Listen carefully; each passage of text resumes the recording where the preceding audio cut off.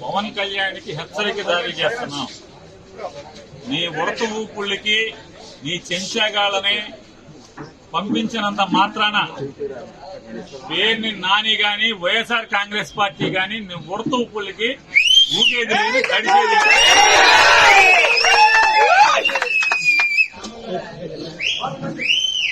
రాజకీయాల్లోకి సినిమా నటుడై 4 డాన్స్లు వేసి నువ్వు వచ్చి నీ ఇష్టానుసారం ఎవరిని పడితే వాళ్ళని నోటుకొచ్చినట్టు మాట్లాడచ్చు.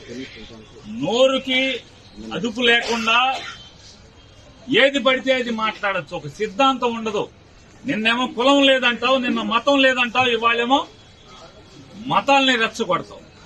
హిందువులందరూ బయటికి రండి, అదే చర్చిలోనో మసీదులోనో ఏదైనా జరిగితే వాళ్ళందరూ రోడ్డెక్కరా, వాళ్లకు చూసి వాళ్ళకున్న ఐకమత్యం కూడా హిందువులకు ఉండదని మాట్లాడుతుంటే ఈ రకంగా సమాజంని కులాల పరంగా మతాల పరంగా ఎన్నికల ముందు వరకు కులాల పరంగా రెచ్చగొట్టి ఇవాళ మతాల పరంగా రెచ్చగొట్టేటువంటి దౌర్భాగ్య నీచ రాజకీయాలు చేస్తున్నటువంటి పవన్ కళ్యాణ్ ని ఎండగట్టాను.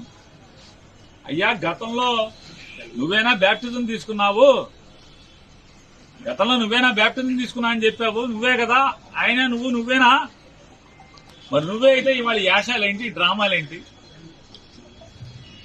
అంతకుముందు యాశాలేంటి, అంతకుముందు భాష ఏంటి, అంతకుముందు డ్రామాలేంటి? ఇవాళ ఒక బాధ్యతాయుతమైనటువంటి ఉప ముఖ్యమంత్రి పదవిలో ప్రభుత్వంలో ఉండి బాధ్యత లేకుండా ప్రవర్తించటం ఇది సిగ్గుమాలిన తనం కాదా అని నేను ప్రశ్నిస్తే